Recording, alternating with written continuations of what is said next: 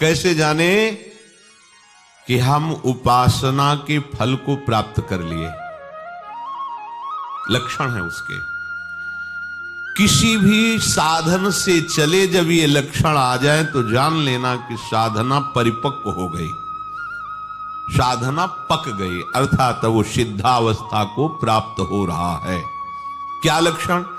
सबसे पहला लक्षण उसके अंदर आता है मरने का भय खत्म हो जाना,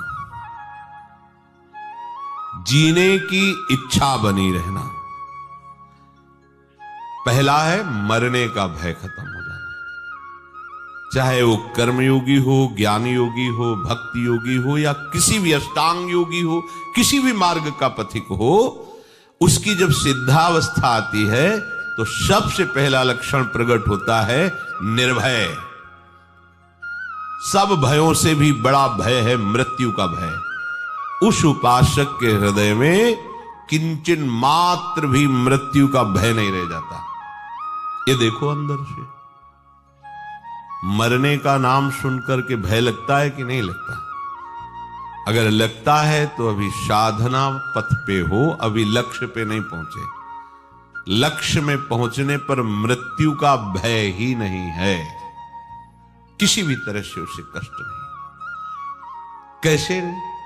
जैसे नाटक चल रहा हो और उसमें सामने विपक्ष से वार किया गया और मरने का वो नाटक किया, उसको कोई भय लग रहा है? सामने से तलवार भाला गोली मारी जा रही, क्योंकि वो नाटक है।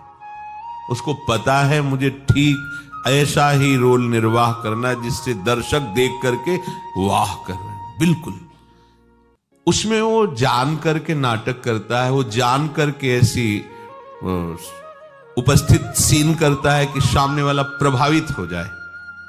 उसको मृत्यु का भय थोड़ी लग रहा है, क्योंकि जान रहा नाटक है। ऐसे ही ठीक जो परिपक्व अवस्था को प्राप्त है वैसा ही नाटक देखता है। जैसे प्रलय में भी भयभीत नहीं होता भक्त, ऐसा शास्त्रों में आया। तो सैकड़ों हजारों आप नाटक देखते, उसमें देखते सैकड़ों लोग मारे जा रहे हैं, गांव के गांव जलाए जा रहे हैं, आपको थोड़ी भी पीड़ा नहीं होती, क्योंकि मूल में आपको पता है नाटक है, ये दिखावटी है, वास्तविक ऐसा नहीं है। ऐसे ही उस पवित्र अंतःकरण वाले परिपक्व अवस्था को प्राप्त हुए किसी भी साधन पथ से जो चला है, उसको संपूर्ण संसार का नाटक रहस्य पता चल जाता है। इसलिए महाप्रलय में भी केवल नाटक देख रहा है। जैसे अपने गांव का गांव आग लगाई जा रही देख रहे, पर कोई भय या दुख नहीं, क्योंकि पता है नाटक है, झूठा है। ऐसे ही ये मिथ्या, ब्रह्म सत्यम जगन मिथ्या, ये मिथ्या है। वो अपने शरीर को ऐसे मिथ्या अनुभव का है तो अनुभव होता है, जो मिथ्या है उसे अनुभव हो रहा है। अब उस असत शरीर के छोड़ने का उसे कोई भय नहीं है, क्योंकि उसने पहले ही छोड़ दिया है। माना हुआ अपनापन प्रभु के चरणों में ऐसा समर्पित हुआ कि देह शुद्ध ही गई, देह कुटुंब ते जाए छूट सब ही विधि नातो। जब तक मरने का भय है तब तक परिपक्व अवस्था नहीं है। मृत्यु का भय खत्म हो जाए। जांचो, यहां सब एक मिनट में लीला प्रवेश की बात करते हैं। मुझे भगवत प्राप्ति हो गई, मुझे ब्रह्म बोध हो गया है, तो ऐसे कपड़ा क्यों रखे? बोले वो व्यक्ति दिखाई देते हैं ना, ब्रह्मबोध हो गया और व्यक्ति दिखाई देते हैं। जिसे ब्रह्मबोध हो जाता है उसकी ब्रह्म दृष्टि हो जाती है, व्यक्ति कहां? गलत नहीं चलो, सही से चलोगे तो ब्रह्मबोध हो जाएगा। इसीलिए तुम्हें मनुष्य शरीर मिला है। हाँ, वो मुझे राधा कृष्ण का साक्षात्कार हो। अरे जब तक मैं हूं तू है तब तक कहां साक्षात्कार है? जिन्हें साक्षात्कार होता है वो वही होते हैं। जानत तुम्हें तुम्हें हो जाती। मैंने साक्षात्कार किया वो कर ही नहीं सकता। जिसने साक्षात्कार किया बताने वाला ही नहीं रह जाता। जो बताया जाता सब बाहरी बात होती है, आंतरिक तो बताया ही नहीं जाता। मरने का भय खत्म हो जाए बस। दूसरा, जीने की इच्छा ना रह जाए। देखो कितना सुंदर है, जीने की इच्छा। अभी शरीर नष्ट हो जाए क्या, जीने की इच्छा नहीं। जितनी श्वासें हैं राधा राधा राधा, हमें क्या जरूरत है कि हम शाम तक जिए और साधना करें? क्यों इच्छा कर रहे हो? श्री जी की इच्छा है कि यही श्वास आखिरी हो तो राधा हो गई। इसलिए हम हर श्वास में राधा बोलेंगे। पता नहीं कौन सी श्वास हमारी आखिरी हो, हम क्यों जिए?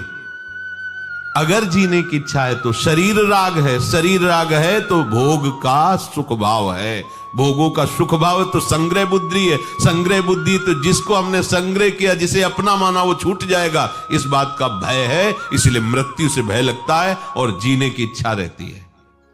शरीर राग, कर्ता भोक्ता भाव, यही भय प्रदान कर रहा। मूल बात समझिए, जीने की इच्छा खत्म हो जाती है।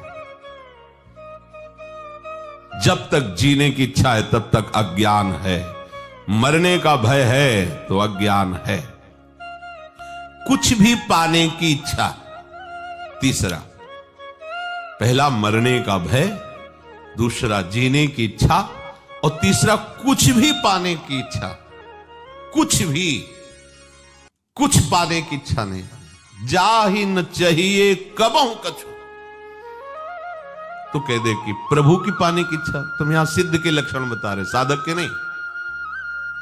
जो सिद्ध हो चुका है उसे कुछ पाने की इच्छा नहीं होती, कुछ भी पाने की इच्छा नहीं होती। क्योंकि जिनके पाने के बाद कुछ पाना बाकी नहीं रह जाता, वो प्राप्त ऐसे हो जाते हैं कि अपना पता ही खो जाता है, वही वो रह जाते हैं। कान भय प्राण में, प्राण भय कान में, ही में न जान पर कान है कि प्राण है। प्राणनाथ श्यामाजू का ऐसा अधिकार हो जाता है, संपूर्ण इंद्रिय मन बुद्धि चित्त अहंकार स्वभाव सब भगवत में, सब प्रभु में। तो जब तक खोज चालू है तब तक मैं है, और जब खोज पूरी हुई तो जिनकी खोज है वही रह जाते, खोजने वाला नहीं रहता, खोजने वाला ही नहीं रहता। पाने की कोई भी इच्छा, कुछ भी पाने की इच्छा, ये कचाई है, और वही सिद्ध है जिसे कुछ पाने की इच्छा नहीं। करने का राग,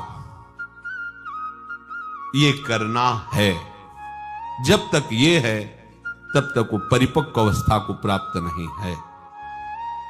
महापुरुषों के द्वारा भी चेष्टाएं होती हैं जिसे आप कह सकते हो कि उन्होंने वो किया, आप कह सकते हो वो नहीं, क्योंकि उनका कुछ भी नहीं बकाया रहा। तो जो क्रिया हो रही, तुम निमित्त केवल उनको दे सकते हो, करने वाले प्रभु ही हैं, क्योंकि उनके मन में बुद्धि में चित्त में अहम में चेष्टा में केवल प्रभु होते हैं। प्रभुमय होकर के प्रभुमय जगत में प्रभुमय कार्य हो रहा है। वो संसारी होकर संकल्प विकल्प करके कर्ता भाव से कुछ नहीं, ये सिद्धावस्था का लक्षण है। मरने का भय नहीं, जीने की इच्छा नहीं, कुछ भी पाने का लालच नहीं, कुछ भी करने का राग नहीं।